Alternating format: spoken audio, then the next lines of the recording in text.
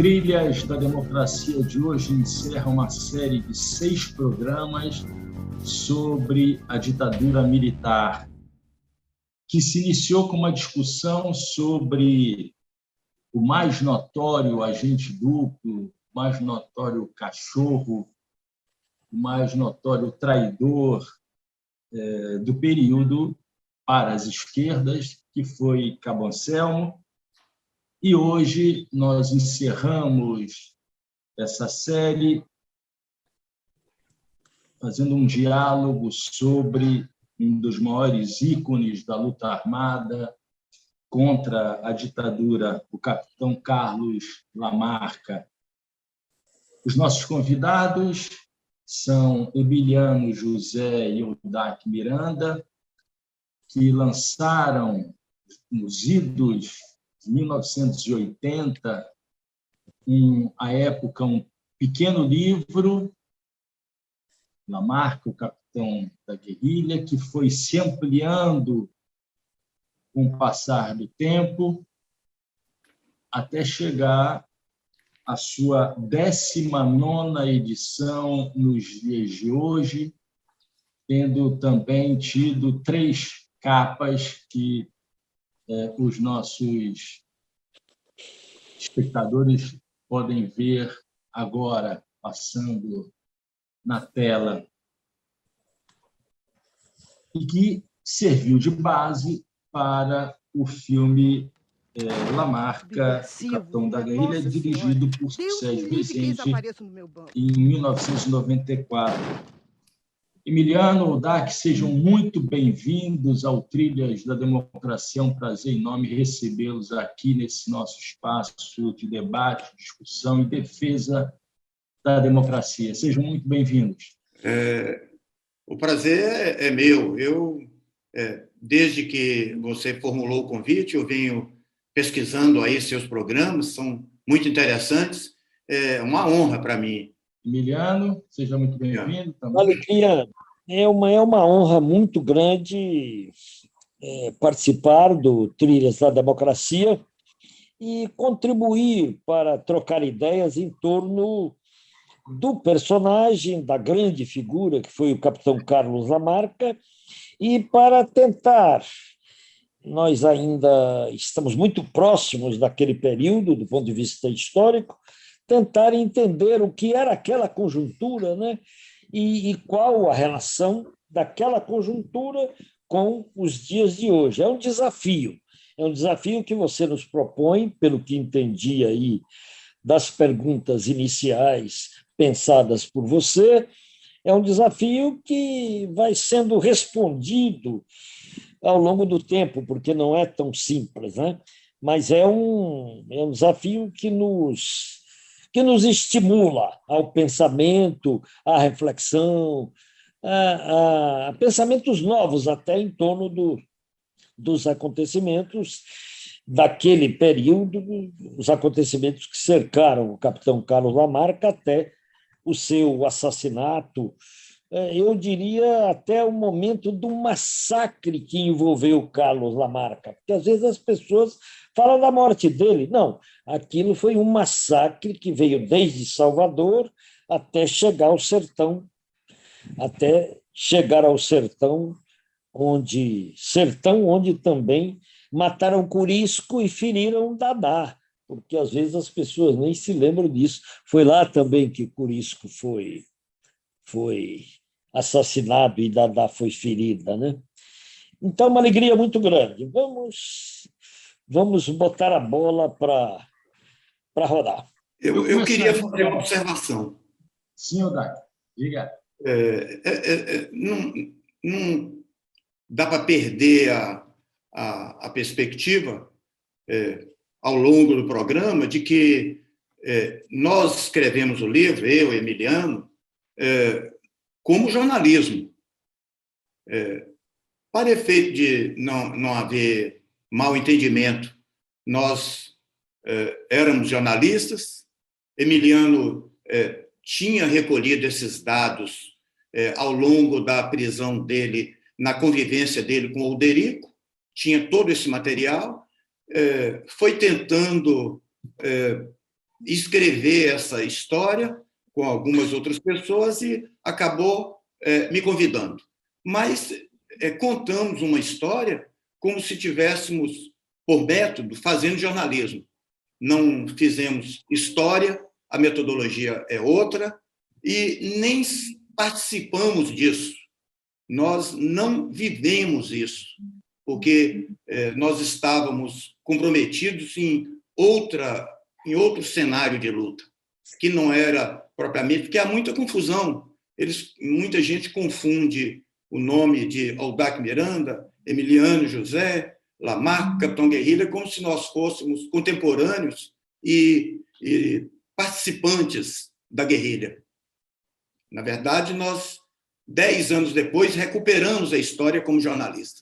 Eu faria uma primeira pergunta a vocês, né?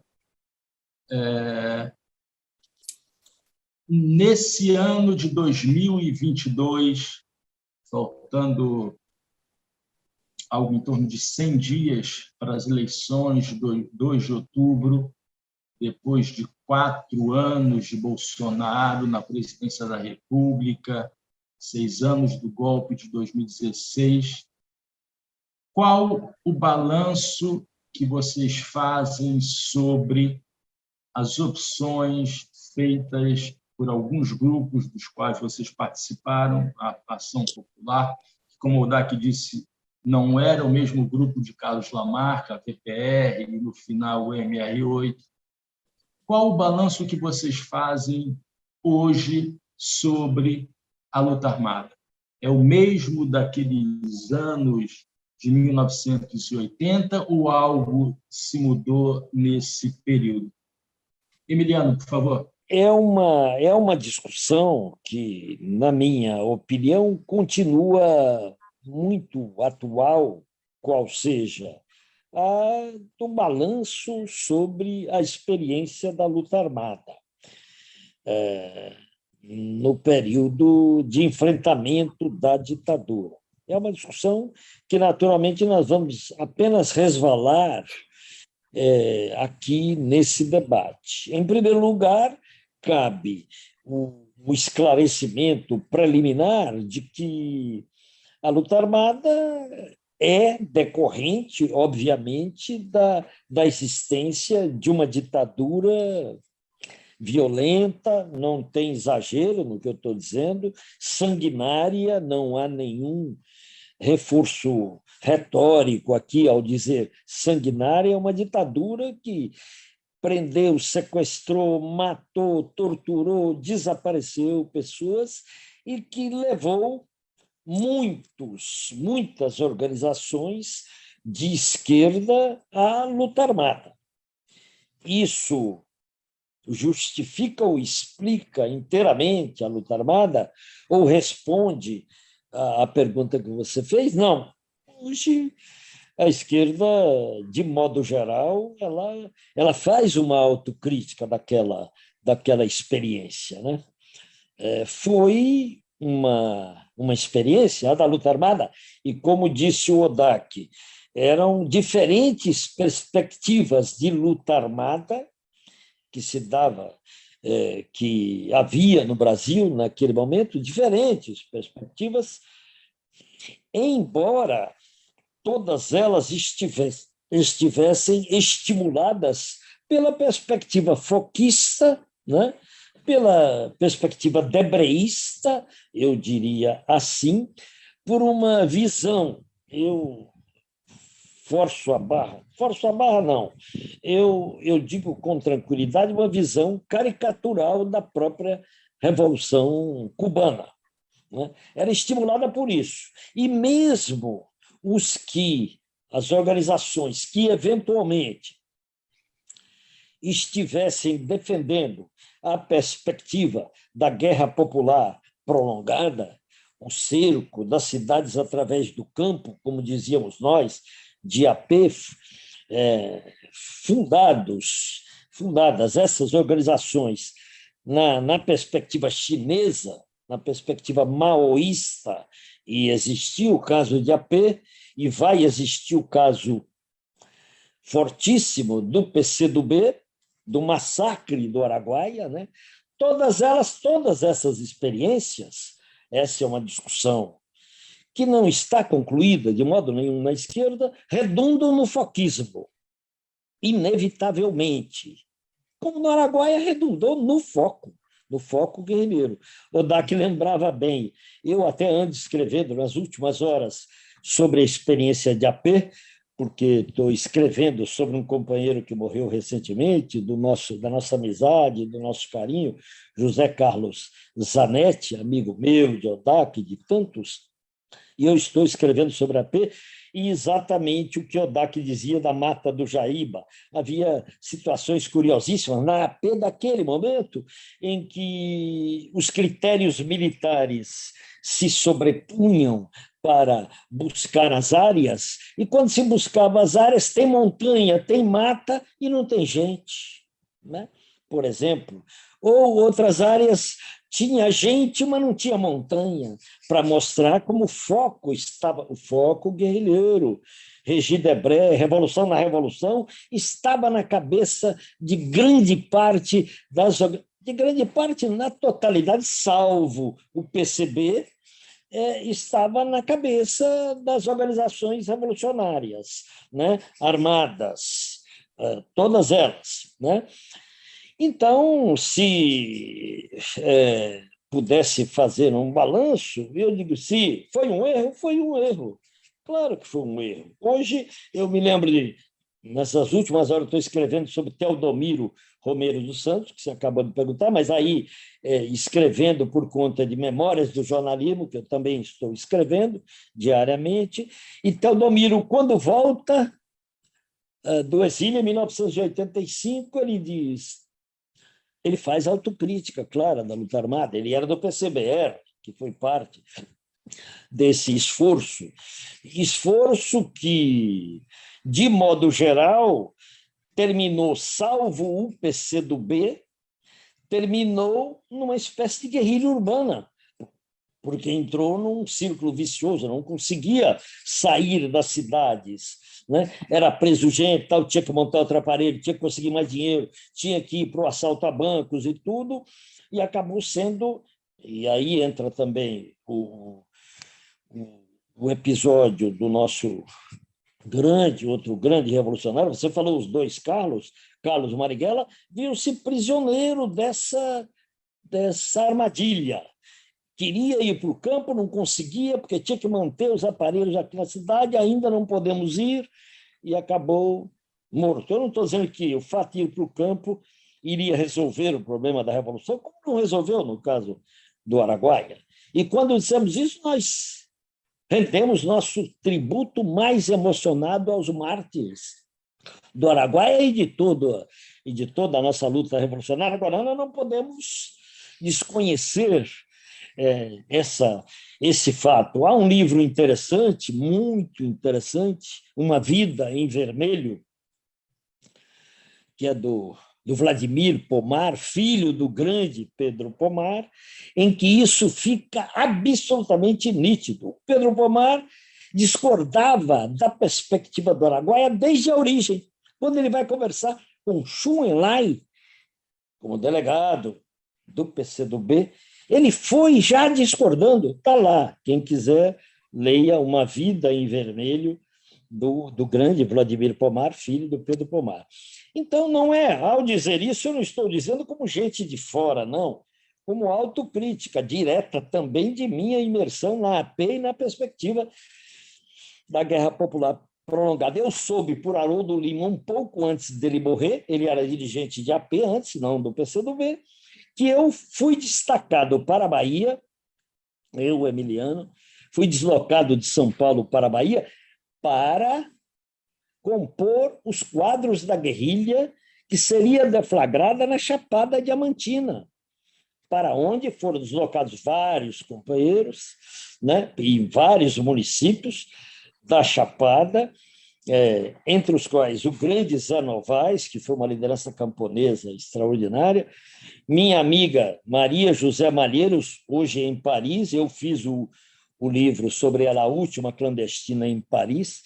Ela ficou 42 anos na clandestinidade, quando em frio, só foi recuperar o nome, ela manteve o nome Frio, mas em 2013, no momento da anistia dela em São Paulo, o DAC também foi nesse mesmo momento. Então, eu não falo como quem está fazendo uma crítica de fora, acadêmica, não, como parte deste processo, porque a história não tem linha reta, quer dizer, nós estamos imersos naquele momento, naquela circunstância, na circunstância mundial, a predominância da ideia do foco, do voluntarismo, de uma disposição de luta extraordinária que nos levou, por responsabilidade da ditadura, a um massacre terrível, como diria o Adir Fiuza de Castro, um dos grandes torturadores, o general Adir Fiuza de Castro, ele diz, nós usamos o martelo pilão contra a formiga. Eles vieram para cima da gente com gosto de gás. Então, o meu balanço pode parecer um pouco ácido, mas não é. Eu considero, sempre digo, nós precisamos caminhar, lembro outra vez de Theo dizendo isso, Teodomiro, quando estava voltando de Paris. Nós temos que caminhar no compasso do nosso povo. A luta revolucionária só é efetiva se ela caminha no compasso do povo, se ela compreende a conjuntura dos corações e mentes do povo brasileiro, né? Não é porque eu quero a revolução que ela acontecerá, depende do compasso. Eu digo hoje, a conjuntura que nós vivemos, quando se discute, mas o Lula está chamando o Geraldo Alckmin, tem que chamar o mais que puder, porque a conjuntura... O Bolsonaro, este cidadão, ganhou a eleição em 2018. Nós temos que lembrar isso. Há camadas conservadoras profundas lá na sociedade brasileira. E nós temos que lutar ideológica, cultural e politicamente para modificar isso. Isso significa abrir os braços, significa alianças amplas para poder começar a reconstruir esse país, com a vitória do Lula, que acontecerá no primeiro turno, espero e luto para isso. Dark, eu te faria a mesma pergunta que eu fiz a Emiliano sobre a realização de um balanço sobre a experiência da luta armada durante a ditadura militar, mas eu te perguntaria antes quando se deu a sua entrada na Ação Popular, antes ou depois de 1964? Eu entrei para a Ação Popular em 1965. Minha turma foi muito perseguida. Emiliano também? Emiliano? Não. Eu entro rigorosamente no início de 1968. Tá. É que eu entro em AP. Então, voltando, Odak, a você. Em 1965, porque a cidadezinha de Teófilo Otoni ficou insustentável a vida para os militantes da esquerda católica, porque eu era ligada à juventude estudantil católica, era a esquerda da cidade. Então, nós fomos para Belo Horizonte fazer o terceiro ano colegial em Belo Horizonte. Então, no Colégio Estadual Alfredo Sá, em Teófilo Otoni, não houve o terceiro ano, em 1965. Toda a classe se mudou para Belo Horizonte e fez em 1965 o terceiro ano. E no final do ano prestamos vestibular. Nesse processo, os militantes da JEC foram sendo trabalhados, conversados, convencidos a entrar na universidade, não mais como JUC, que era o passo seguinte, Juventude Universitária Católica, mas Ação Popular. É o que aconteceu comigo. No final de 65, eu fiz vestibular. Em 1966, eu já estava na Faculdade de Direito da Universidade Federal de Minas Gerais, como militante da Ação Popular.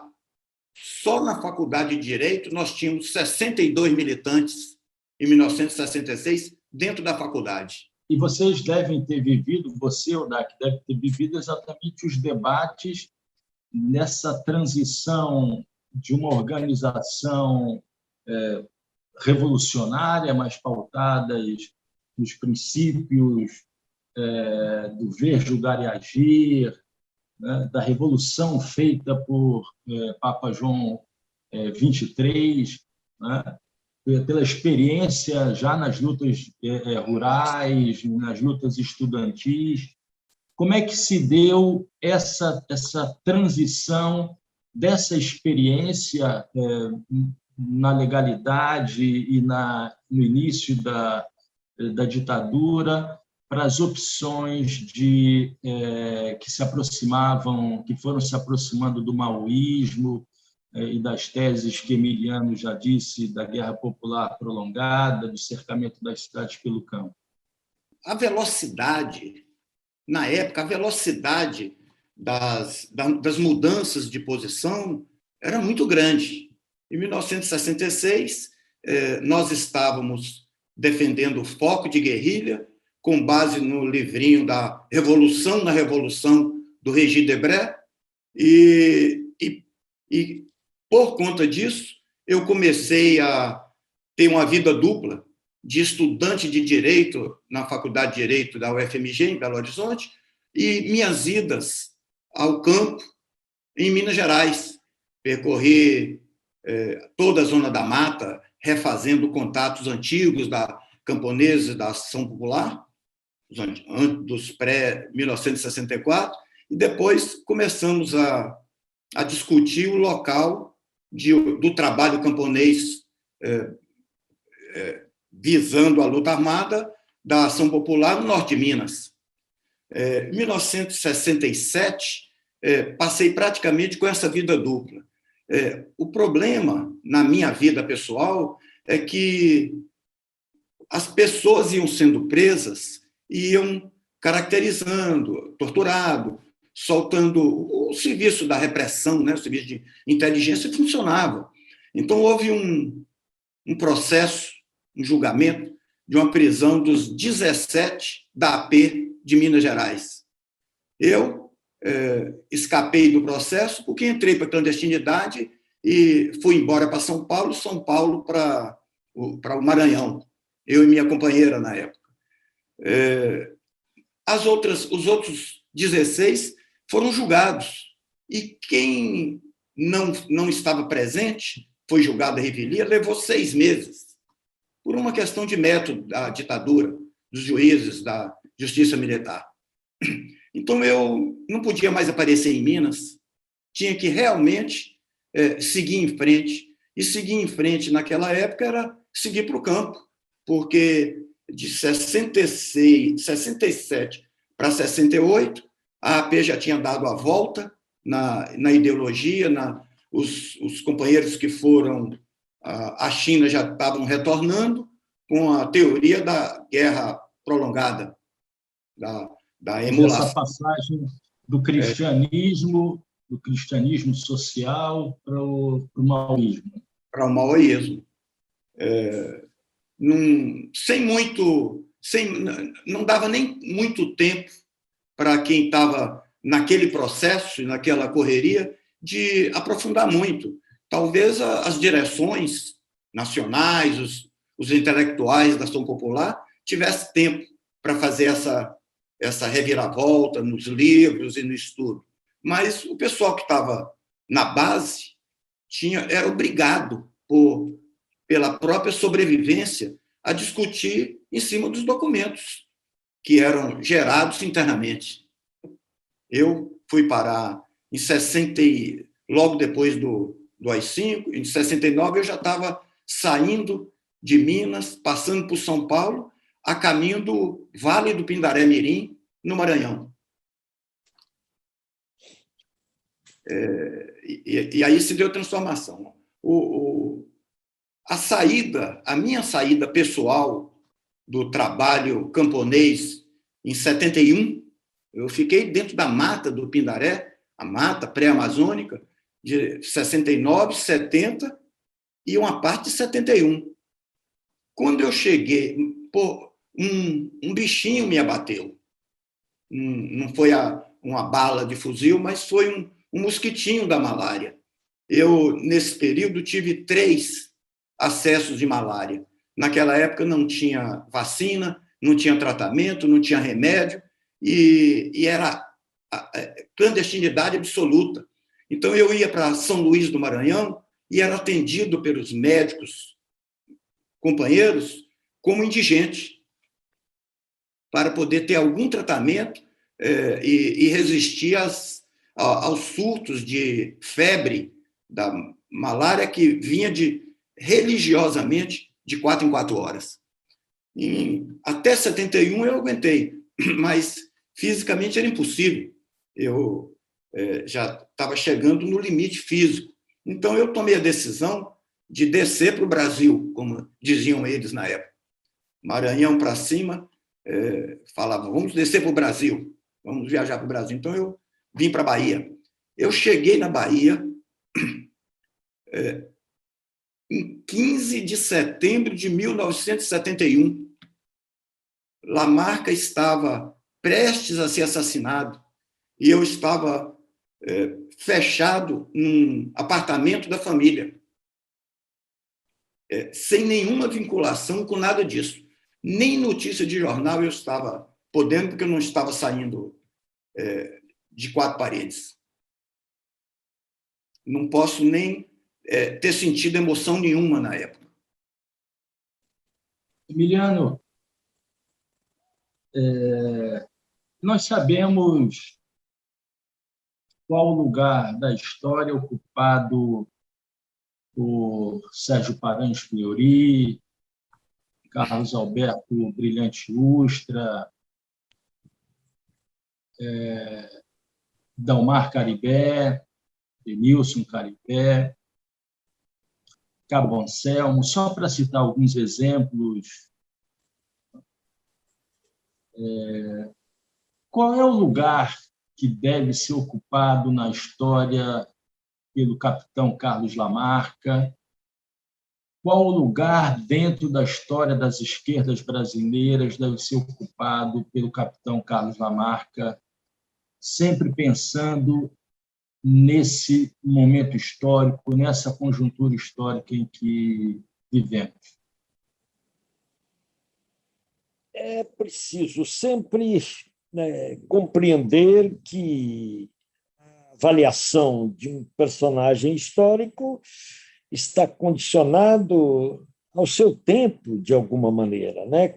Não, é meio difícil a gente pretender fazer isso utilizando-se de critérios atuais, né? O Lamarca, ele ficará, para fazer uma assertiva, o Lamarca ficará na história do Brasil como um de nossos heróis. Parece contraditório com o que eu disse antes, na minha avaliação geral do nosso desempenho na luta armada e tudo, mas não é. Ele é um dos nossos grandes heróis. Ficará na história do povo brasileiro como um dos nossos heróis, um militar que jogou tudo pelos ares, saiu à luta contra a ditadura, porque não se conformava com aquela ditadura. Era um oficial, como sabemos, era um oficial brilhante, não era como esse cidadão que está na presidência da República, que mesmo para o Exército era um oficial mequetrefe, né? O atual presidente. O Lamarca era um grande oficial, um grande atirador, homem que era amado pelos praças, cabos, soldados e tudo, e que foi ganhando consciência política no Exército, desde Suez, quando ele vai servir no canal de Suez, desde lá, vai tomando consciência de esquerda, porque às vezes as pessoas têm uma visão muito rápida, muito aligerada sobre Lamarca e acredita que ele saiu e tomou consciência. Ele saiu do Exército e tomou consciência. Não, o Lamarca já era um homem que vinha experimentando uma transformação política, ideológica, cultural, com os contatos que ele teve com o Partido Comunista Brasileiro dentro do próprio Exército. A indignação, ele foi sendo tomado de indignação pelos crimes da ditadura, e em 69 ele rompe e vai para a luta de peito aberto contra a ditadura, acreditando, aí já é a discussão sobre os caminhos nossos na luta armada, acreditando houvesse forças para o confronto direto com a ditadura, né? Num primeiro momento, quem lê o livro, sobretudo agora, ele está mais desenvolvido na fase, eu diria, do Sul, em que Lamarca fica um bom tempo. Ele sai, quando sai, a precariedade das organizações de esquerda era óbvia, né? Um pouco depois, ele participa do Congresso da VAR, que é um congresso, a junção da VAR e VPR, Colina, quer dizer, da Colina e da VPR, que redunda em VAR, né? E ali ele racha, retoma a VPR, a Vanguarda Popular Revolucionária, e vai para treinamento de guerrilha. Como nós sabemos, está lá no livro toda a guerrilha do Ribeira e a extraordinária proeza dele de escapar de milhares de homens, de escapar de um cerco brutal que ele conseguiu fazer. E ali o mito vai crescendo, né? E ele, neste processo, duro processo, com a esquerda armada absolutamente cercada pela ditadura, ele vai aprofundando, ele vai avançando no conhecimento, mas ele racha ali com a VPR, faz a guerrilha do Ribeira, que não era para uma guerrilha, era para um treinamento, mas acaba sendo uma guerrilha, e depois ele terminará. Esse congresso da VAR, em Teresópolis, é algo para ser estudado pela grandiosidade, um congresso feito com 70 militantes, num momento duríssimo da ditadura, né? No momento em que o embaixador americano estava sendo sequestrado, faz-se um congresso com 70 pessoas. Aquilo só aquilo para estimular, quem sabe, só aquilo dá um filme, aquele congresso, quando há, então, confrontos duríssimos das diversas visões, inclusive a do Lamarca, que sai e faz um racha com a VPR. Ele depois termina no MR8, que tinha uma visão, eu diria,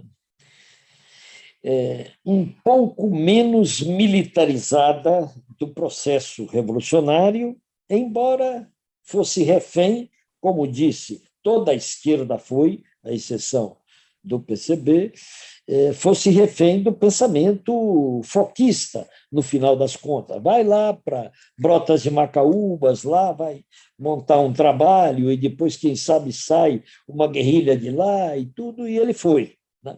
E depois deu-se a tragédia da morte dele, né? Isso é óbvio. O primeiro que eu disse, de que ele permanecerá como um símbolo da luta e da generosidade da esquerda brasileira. Cometeu erros, eu já disse, eu não nego os erros nossos e de todos, não tem dúvida que cometeu, mas confrontou, foi uma denúncia profunda da ditadura, como foi o Marighella, eram os dois Carlos, né? Os dois grandes nomes daquele momento, daquela tragédia brasileira. Então, ele ficará na historiografia brasileira, inclusive como um dos nossos heróis. Dele, nós lembraremos sempre como um homem que cultivou na luta os melhores ideais da esquerda brasileira. da igualdade, da liberdade, da libertação do autoritarismo, da violência, da ditadura. Isso sempre será lembrado. A ditadura será lembrada com o seu rastro de sangue e violência. Odak, acho que você queria já falar. Eu queria falar porque, em 2001, o bispo de Barra, Dom Luiz Flávio Cápio, começou na região de Brotas de Macaúba uma romaria que se repetia ao longo dos anos, 20 anos se repetiu essa romaria. O movimento chamava-se Vidas pela Vida. E nós participamos, Emiliano foi, eu ia, eles rezavam a missa ecumênica, um ato ecumênico, com pastores, com padres, com fiéis vindos de todas as paróquias do município de Barra, que é imenso, e foi tomando aquele movimento. Eles agitavam um livrinho, o livrinho se chamava A Causa é que faz o Marte. É uma citação de Santo Agostinho, não é nem marxista e nem da teologia da libertação. Vem lá da Igreja Católica de Santo Agostinho, que não é nenhum revolucionário. Mas o que era a causa que faz o Marte?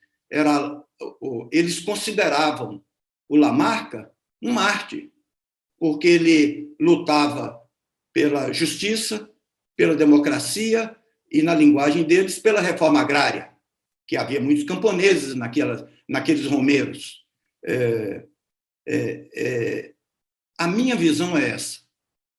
O Lamarca é um mártir da Igreja, pelo pensamento da Igreja Católica, por Santo Agostinho. Odak, eu te perguntaria, antes de você tomar a palavra, sobre que avaliação você faz sobre o fato de que Lamarca, nos anos 90, e Marighella, atualmente, terem, coloquem, por favor, todas as aspas possíveis e necessárias, né? Terem entrado na moda em função do lançamento de 2 filmes, de 2 longa-metragens, né? Como entender, do ponto de vista da memória histórica, o fato de que 2 grandes personagens da história brasileira, da história da esquerda brasileira, terem sido rememorados, terem sido debatidos em função de 2 filmes, e ambos os filmes muito baseados em 2 livros, né? O livro de vocês, no caso do filme do Sérgio Rezende, e no caso do filme de Marighella, o livro de Mário Magalhães, a biografia sobre Marighella, né? Que foi dirigido por um baiano, Wagner Moura. Como é que você observa, até do ponto de vista jornalístico, né, essa vinculação existente entre o surgimento, o ressurgimento de grandes figuras históricas vinculadas muito ao lançamento de um filme? Não é muito com base num pensamento racional da intelectualidade. É um sentimento. Essas pessoas foram demonizadas, foram perseguidas, demonizadas, e não havia, por conta do período da ditadura, nenhum movimento que pudesse, e nenhuma oportunidade que pudesse dar o verdadeiro peso dessas pessoas na história, em andamento, nos acontecimentos. Eu acho que esses filmes vieram para resgatar, e resgataram, de alguma forma, pelo menos para uma boa parte da população mais consciente, que assiste cinema, que lê livro, que não é a grande maioria do Brasil, mas é uma parte forte, considerável, relevante da população. na verdade, é um resgate da memória e um acordar para o heroísmo dessas pessoas que doaram a vida em nome da defesa de uma revolução. Eu queria acrescentar só, Mondaini, se você me permitisse, por favor, porque creio são dois momentos distintos e que se encontram no caso desses dois filmes, né? O primeiro do Sérgio Rezende, que é baseado no nosso livro e que foi um sucesso enorme na época, que é o início dos anos 90. É uma fase em que você está respirando, né, depois da ditadura, né? Eu me lembro, o lançamento aqui foi num grande cinema no antigo shopping Iguatemi, lotado de gente, só voltado para aquele lançamento, não era aberto, não, estava lotado de gente, que era uma maneira de tanto reverenciar aquela grande figura que era Lamarca, quanto respirando um novo momento do país, no início dos anos 90. No caso do Marighella, o guerrilheiro que incendiou o mundo, é curioso, né?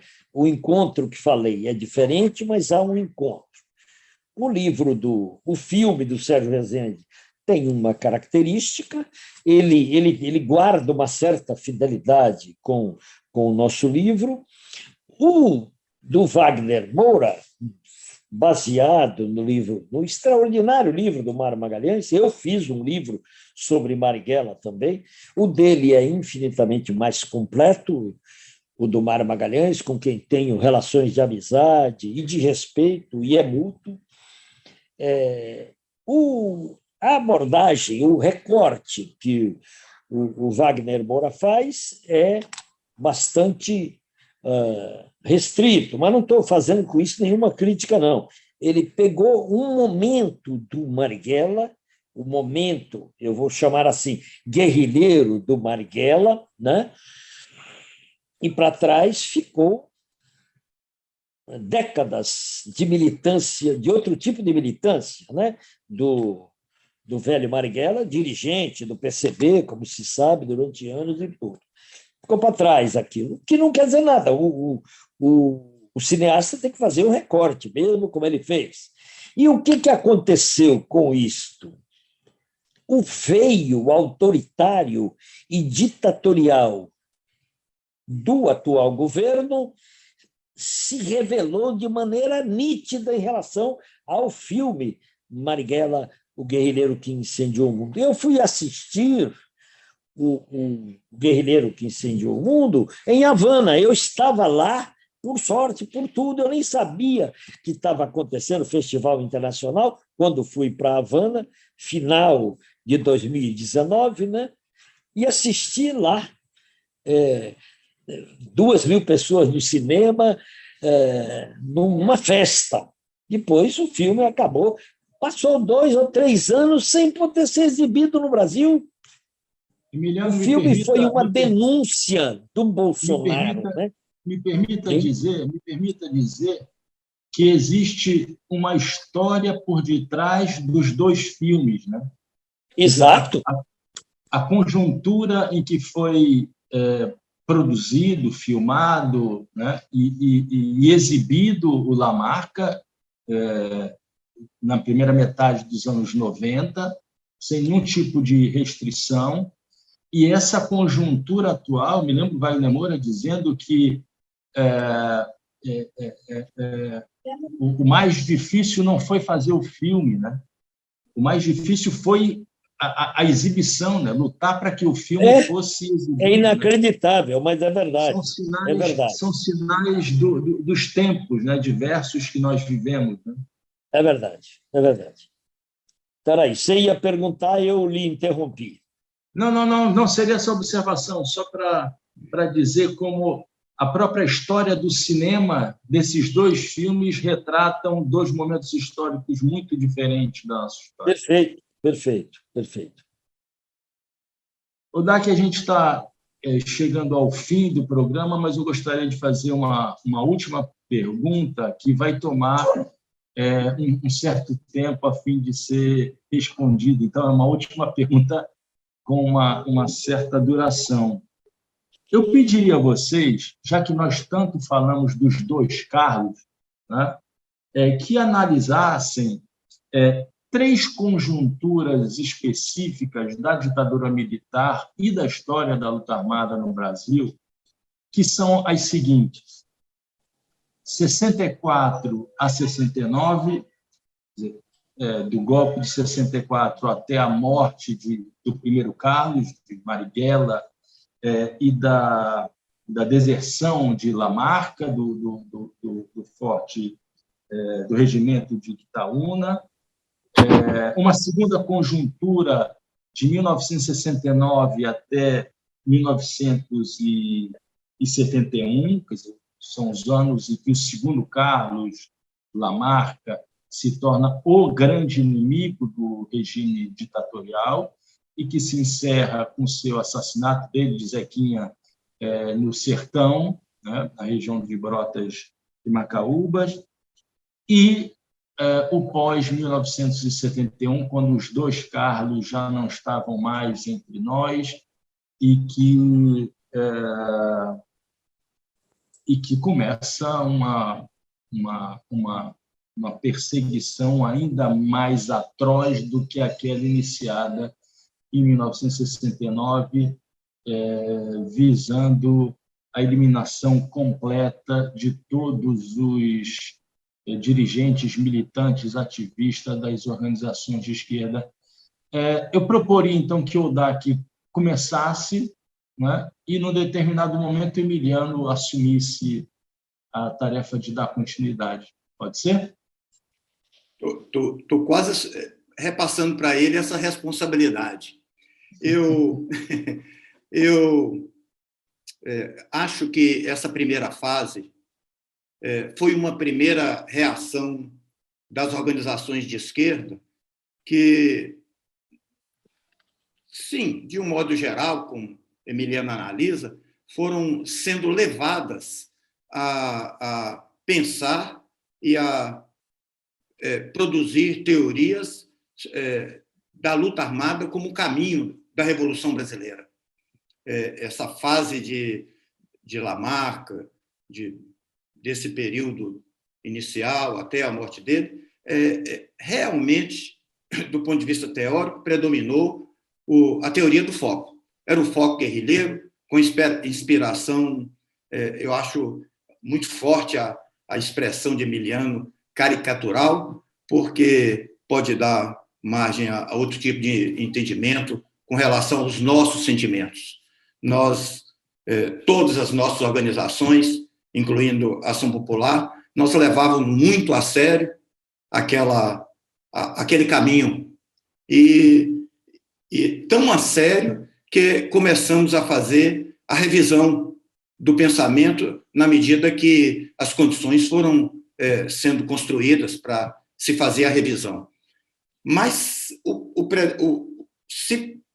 como era uma ditadura militar, não havia esse debate aberto, não havia essa possibilidade, era a luta armada que se continuava pensando.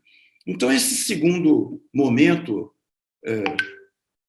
que vai redundar nas desarticulações, da selvageria, da barbárie nos quartéis, nos subterrâneos dos quartéis do Exército Brasileiro, da Força Armada Brasileira, isso, na verdade, já representava a derrota dessa proposta.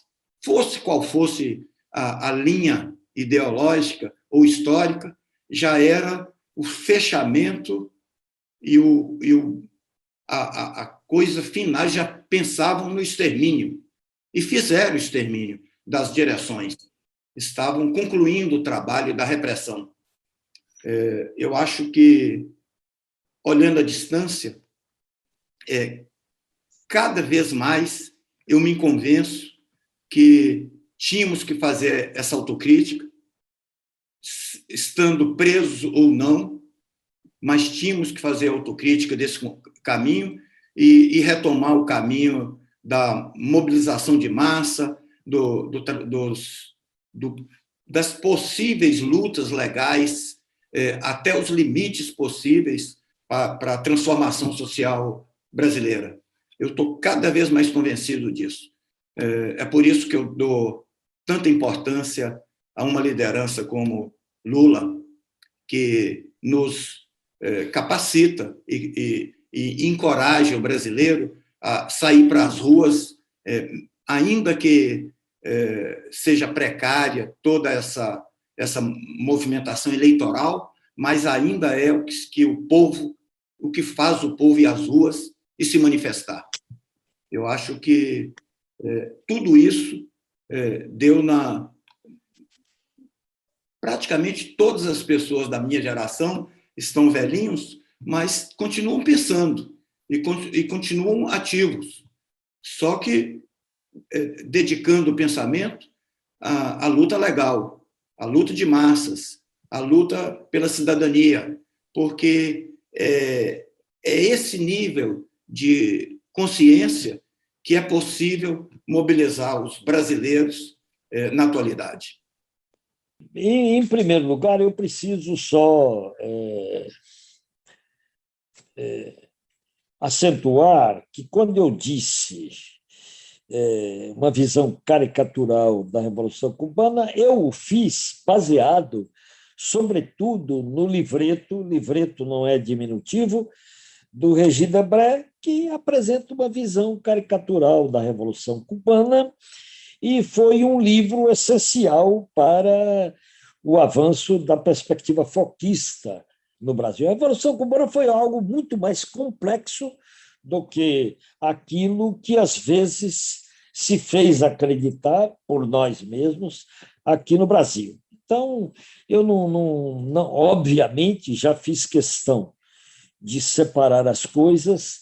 Eu, por ser um sobrevivente deste processo, o DAC também, nós sobrevivemos, estamos aqui por artes do acaso, poderíamos ter morrido nesta luta. Então, eu valorizo extraordinariamente os nossos mártires da luta revolucionária, mas não quero ficar numa atitude de dizer, não vamos analisar nossos problemas. Acho que a gente tem que analisar. Eu estou até acabando de ler um livro extraordinário, Diálogos com Duarte Pereira, sobre a história de ação popular. É organizado pelo professor Reginaldo Benedito Dias. É uma preciosidade para a gente entender aquilo que o Odak falou rapidamente, a história, os dramas, a tragédia de AP também, né? Mas não é disso que eu vou falar. Eu vou pegar essa periodização que o Mondaini nos apresentou. Primeiro, o primeiro período, 64 a 68, eu diria, porque é 68 por conta do ato 5, que a gente nunca pode deixar de situar como um marco essencial no aprofundamento da ditadura, daquilo que nós poderíamos chamar golpe dentro do golpe. Eles ali, as forças mais radicalizadas da ditadura se apresentaram e, a partir dali, o filho chorava e a mãe não via, não tinha jeito. Foi morte, morte, morte, a partir do ato 5. Até o ato 5, as forças da sociedade brasileira, as forças mais avançadas da sociedade brasileira, o movimento estudantil, de modo muito especial, se levantaram contra a ditadura e ganharam uma dimensão grande no país inteiro, né? E houve também uma movimentação da arte, movimentação da cultura, houve uma grande reação da sociedade brasileira a partir, nós poderíamos dizer, de 1966, e aí de 67, e aí veio a explosão de 1968. Mas, às vezes, a gente se engana com as explosões, né? Nós não olhamos os movimentos do adversário, os movimentos do inimigo. Há uma frase no próprio Lamarck, um título que é muito revelador daquele momento. O inimigo está nos cercando, não deixemos que ele escape. É mais ou menos o nosso raciocínio ali, né? Eu digo de grande parte da esquerda que tinha dificuldade de analisar a correlação de forças, né? Estávamos na defensiva já no segundo semestre de 68, não percebíamos, e a ditadura veio com gosto de gás a partir de 1969, que é quando inicia-se praticamente o período Médici, né? Em 69, a ditadura se organiza para nos massacrar, prepara todo o aparato repressivo.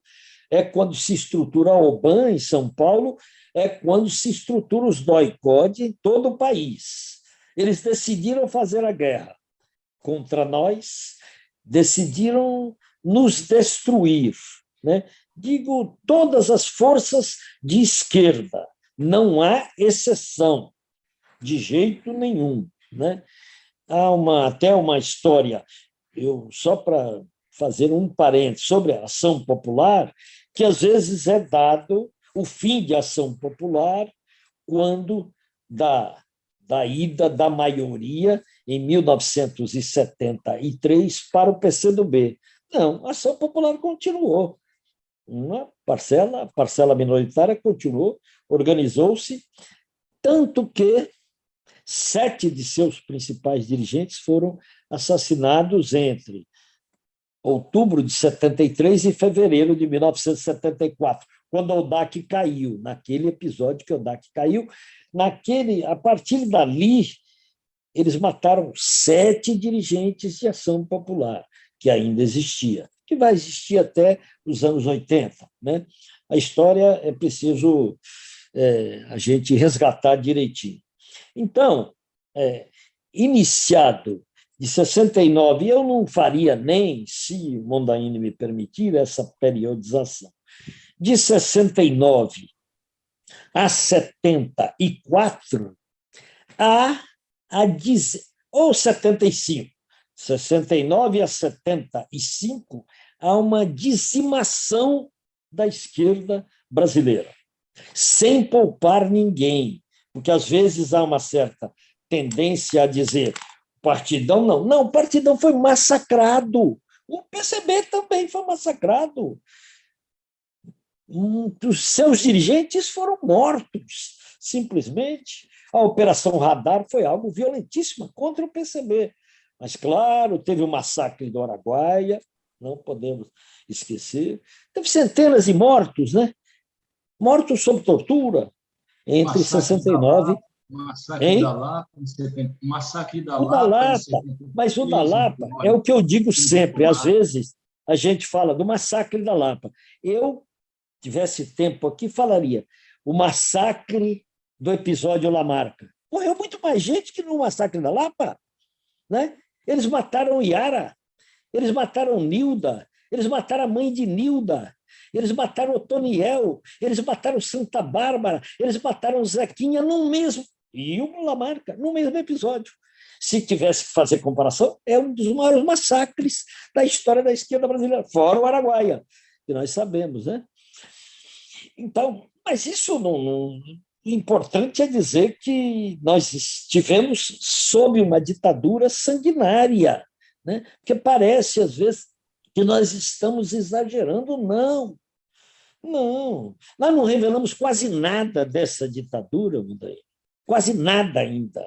Ainda falta muita coisa, né, para se revelar das entranhas do monstro, do que foi a ditadura. Então, a periodização, na minha opinião,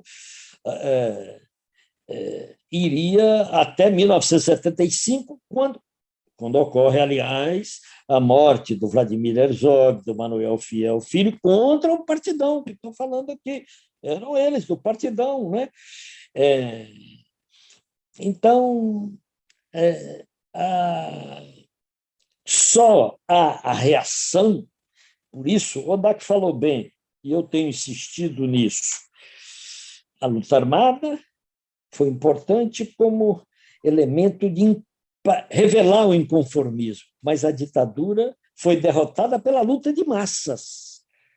A ditadura foi derrotada pelo povo, a ditadura foi derrotada pela luta das diretas, que não foi vitoriosa e foi. A partir dali, acabou-se a ditadura, depois de milhões de pessoas nas ruas. Claro, começou com lutas pequenas, começou no ABC com a luta dos trabalhadores, começou ali, nasceu um presidente da República, ali, né? Ali, no ABC. Né? Nasceu, quero dizer, do ponto de vista da luta política. Então, é uma lição profunda, né, que nós temos que recolher. Não adianta a gente querer caminhar contrariando o povo. Hoje eu digo, é preciso um amplo diálogo na sociedade brasileira. O Petro, Gustavo Petro, que acaba de ganhar a eleição na Colômbia, que é um país que já teve todas as atrocidades do mundo, que não havia nunca tido um presidente de esquerda, um guerrilheiro, um ex-guerrilheiro, o Petro, né? Ele disse o seguinte agora, primeiro discurso: eu quero unir toda a Colômbia, eu quero fazer um acordo nacional. Sim, foi isso que ele falou, né? Então, eu creio que dessa luta toda em que todos nos envolvemos, com nossos erros e acertos, mas eu sempre digo, a história não tem linha reta, desta luta toda, nós recolhemos a lição de que é preciso olhar sempre o nosso povo, saber como é que ele está. Esses dias, o Franklin Martins, que é um companheiro que eu gosto muito, por tudo, pela história dele e tudo, ele disse: o povo brasileiro não gosta de dar murro em ponta de faca, ele espera um pouco. Vejam, às vezes eu vejo companheiros, mas como é que não reage? Morre gente. Reage, o povo está olhando, assuntando e dizendo: vamos votar em Lula. Vamos votar em Lula. É esse o caminho, o de somando forças, dialogando com os diferentes, não com os que pensam igual a mim, que eu dialogo sempre, mas dialogando com os diferentes, com os que têm uma outra visão de mundo, inclusive. Né? Só os da esquerda está tudo muito bem, mas não é isso. Né? Por isso a sabedoria do Lula. Né? É claro, tem que ampliar. Então, a lição é essa. Nós fizemos a luta, nós enfrentamos, demos burro em ponta de faca, morremos, sobrevivemos e queremos reconstruir o Brasil após a tragédia de 2018, porque se trata disso. Nós temos que reconstruir essa nação, porque se há uma coisa que houve coerência no atual presidente, foi a palavra dele em 2019, lá nos Estados Unidos: eu vim para destruir, eu não vim para construir, ele disse. E ele cumpre isso de maneira metódica, literalmente, com o número de mortes que nós estamos vendo, simbolizados nos 2 companheiros mortos na Amazônia, agora de maneira trágica. Repetiu-se ali o que se fazia na Araguaia, esquartejaram os 2 companheiros defensores dos povos originários, dos indígenas e da nação brasileira. Né? Ele veio, então, o atual presidente, para destruir. Nossa tarefa é unir o máximo que puder a nação brasileira para reconstruir o Brasil. Porque o que nos resta? Nós vamos ter um senhor trabalho para reconstruir, porque querem acabar com o nosso ambiente, com a Amazônia, retiraram os direitos do povo brasileiro num limite que nos fez retroceder um século praticamente. Né? Acabaram com a Petrobras praticamente, como nós estamos vendo. Vai ser um longo, persistente, porque sei que é do Lula isso, um trabalho duro, e para isso nós precisamos abraçar o nosso povo, trazer cada vez mais o nosso povo para essa luta. não pretender que a minha disposição apenas resolva os caminhos. Os caminhos são dados pelo nosso povo. Eu prometi que seria a última pergunta, mas eu me sinto obrigado a fazer uma outra pergunta. Eu iniciei esse nosso diálogo com uma lembrança minha quando eu era adolescente e gostaria de finalizar com uma lembrança quando eu iniciei a lecionar em universidade. O ano era 1993 e, no início da juventude, fui dar aula em Vitória da Conquista, na Universidade Estadual do Sudoeste da Bahia. Saindo do Rio de Janeiro, nunca havia entrado no interior do país, e foram 3 as surpresas logo que eu cheguei em Vitória da Conquista. A primeira é encontrar alguém de quem eu era muito fã, continuo até os dias de hoje, encostado num bar, né? O grande violeiro, o grande cantor, compositor, Elomar Figueira. Uma primeira imagem. Uma segunda imagem foi ver a sede da UDR. A UDR, para mim, representava alguma coisa muito distante para quem morava num centro urbano. E a terceira, descobrir que Dalmar Caribé morava em Vitória da Conquista e dava aula de karatê em Vitória da Conquista. Eu gostaria de terminar esse Trilhas da Democracia pedindo que Emiliano ou Dac fizessem uma homenagem a uma figura, né, histórica que passou pelos sofrimentos, como vocês passaram pelos sofrimentos da tortura, da prisão, né? E foi dele o relato, lá em 1980, de que Dalmar Caribé fazia aquecimento e aplicava golpes de karatê durante as sessões de tortura. Eu me refiro aqui a Teodomiro Romero dos Santos, que acabou se transformando até mesmo numa figura, num quadro do programa do Jô Soares, O Último Exilado, né? Então, Emiliano, daqui eu gostaria de terminar esse programa com uma homenagem feita por vocês à figura de Teodomiro Romero dos Santos, que acabou se tornando um grande juiz do trabalho depois do seu retorno ao Brasil. Por favor, Emiliano e Odak. O Teodomiro é dos amigos mais queridos da minha vida, né? Eu estive com ele há uns 20 dias, aproximadamente, um pouco antes daquela enchente gigantesca de Recife.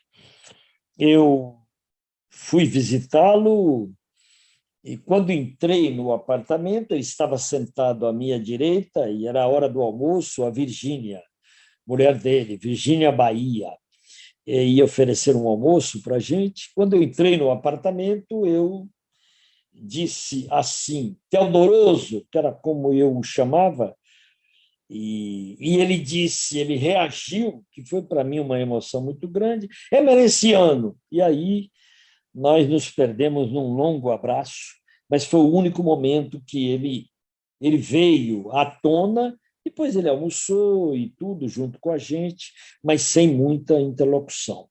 Desde um AVC hemorrágico que o acometeu, ele sobreviveu já à Covid, a um bocado de coisas, e sobreviveu e está lá com cuidado extraordinário da companheira dele, da Virgínia, e com cuidadores e tudo, está sobrevivendo.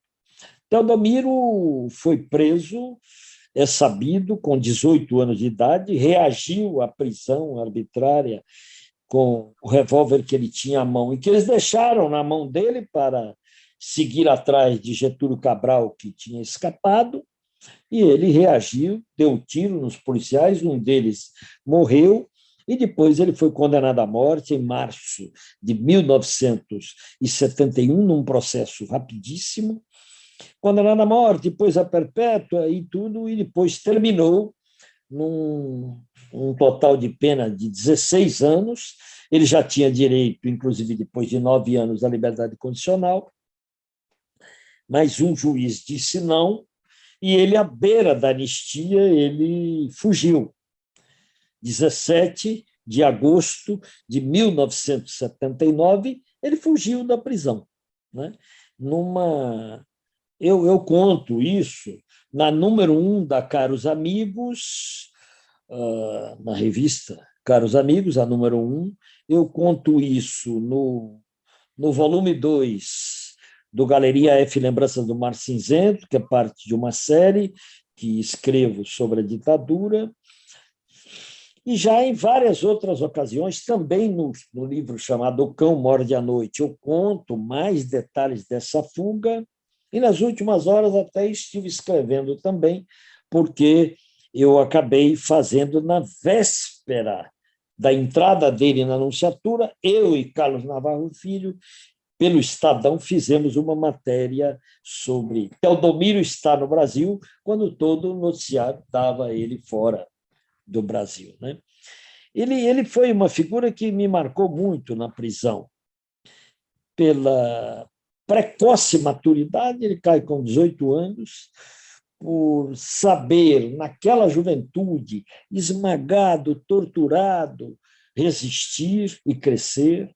Eu vi o Dalmar Caribé chegar com vários outros militares nas costas, pedir para abrirem a cela de Teodomiro estava lá no Barbário, entrar e massacrar o Theo a porradas. Karateca, Theo até disse a ele, recebendo todas as palavras, lá fora você não faria isso. Quer dizer, e ali no Barbalho, o quartel do Barbalho, para recuperar um pouco a sua história dos karatecas, era um lugar dos karatecas. O Denilson e o Dalmar, de modo especial, treinavam muito com o capitão Emetério Chaves Filho, comandante da PE, um dos meus torturadores, me torturou pessoalmente. Ele era um adorador do karatê, ele gostava demais do karatê, e os instrutores dele eram Dalmar e Denilson. Né? Ainda está por ser escrito o papel do karatê na repressão na Bahia. Foi escrito devidamente e é um tema muito interessante a ser desenvolvido. O Dalmar é um sujeito cruel, e depois ele mata o Lamarca junto com o Major Newton Cerqueira. Né? Então, eu, com relação a Teodomiro Romero dos Santos, eu tenho prestado todas as homenagens em vida. Tenho um filho chamado Teodomiro, em homenagem a ele. É dessas pessoas, para mim, de amizade profunda, profundíssima, né? Pela qual eu tenho um carinho e que merece, pela sua trajetória de vida, a homenagem do povo brasileiro. Rodak, gostaria de acrescentar. Eu não tive preso na Leme de Brito, não convivi com Teodomiro, mas ele, como manteve uma relação muito afetuosa e presente com Emiliano, e eu, nesses últimos 40 anos aí, fiz uma militância junto com Emiliano, sempre, mas sempre que Teodomiro vinha a Salvador, eu estava presente. Então, eu tenho uma imagem muito boa dele, porque é uma pessoa muito tranquila, muito capaz de conversar com tranquilidade, e essa coisa vai entrando na gente. Eu acompanho a doença dele e a atual realidade dele, porque convivo sempre com o Emiliano. Eu acho que é uma pessoa admirável. Se você permitir, Mundaini, será que você permite só um acréscimo aqui? Porque você havia sugerido, e eu achei muito interessante, mas o tempo é meio cruel, não é verdade? Talvez seja num outro momento a gente possa discutir mais um pouco, que é sobre a questão do ódio, porque o ódio está presente hoje na sociedade brasileira, estimulado com muita força pelo atual presidente e as milícias que o cercam, a família miliciana que o cerca, o ódio é muito fomentado, né? Diante da morte dos dois companheiros, o Dom e o Bruno, ele ironizou, ele brincou com essas mortes. Ele estimula o ódio permanentemente e faz isso conscientemente. Aí você pergunta o ódio pelo Lamarca, né? Será só porque ele deserdou? Será só porque ele furou o cerco do Ribeira, do Vale do Ribeira? Como é que pensariam os militares brasileiros hoje sobre este personagem? Eu diria que isso dá uma live, né? Quer dizer, essa questão do ódio. Há um discurso, não de um cara de esquerda, mas de um nome pouco estudado, talvez, por nós, um homem que se chama Tancredo Neves. Não há ninguém de esquerda, não. Ele faz um discurso memorável em outubro de 1954, depois, portanto, da morte do Getúlio e tudo. É um discurso memorável. E ele faz essa pergunta: será que odeiam o Getúlio? Será que odeiam mesmo o Getúlio? Ele pergunta. Será que é isso? Ou será que tudo isso que fazem contra ele é por conta de ele ter aumentado o salário mínimo em 100%? Ou será porque ele criou não, a Petrobras ele deixa para o fim. Ele vai falando bem dela, e depois ele diz, ou será porque ele criou a Petrobras? Petrobras que sempre esteve no centro da luta, da contra-revolução, eu vou chamar assim, desde o início dos anos 50, desde que ela foi criada, em 54. Desde lá até hoje, a Petrobras está no olho do furacão, porque eles não querem a existência da Petrobras. Então, o ódio pelo Lamarca, evidentemente, tem todos esses elementos, né? O fato de ele ser um militar, né? O fato de ser um militar competente, né? Reconhecido, laureado pelo próprio Exército, né? Tudo isso é verdadeiro. Agora, ele não podia ficar a memória dele como um insurgente, como um homem da revolução, como um homem que quer a libertação do Brasil e tal, é que conta, essencialmente. Só fiz questão de dizer isso para não dizer que eu não tinha atentado à sua pergunta, acho que é muito importante. Em outro momento, quem sabe, a gente faça uma live só sobre o ódio na sociedade brasileira a partir da emergência, porque o ódio surgiu não só por conta do presidente, mas por conta de camadas profundas da sociedade brasileira também, onde isso existe, onde o conservadorismo é real. Ponto.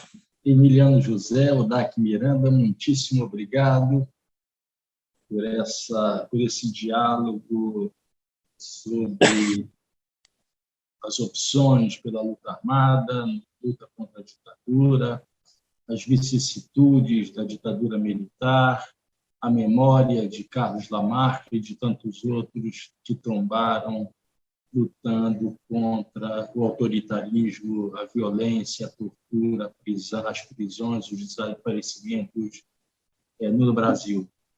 E o Trilhas da Democracia volta a partir da próxima semana numa nova série de programas sobre os transformadores do direito e a luta pela democracia e pelos direitos sociais no Brasil. Até lá.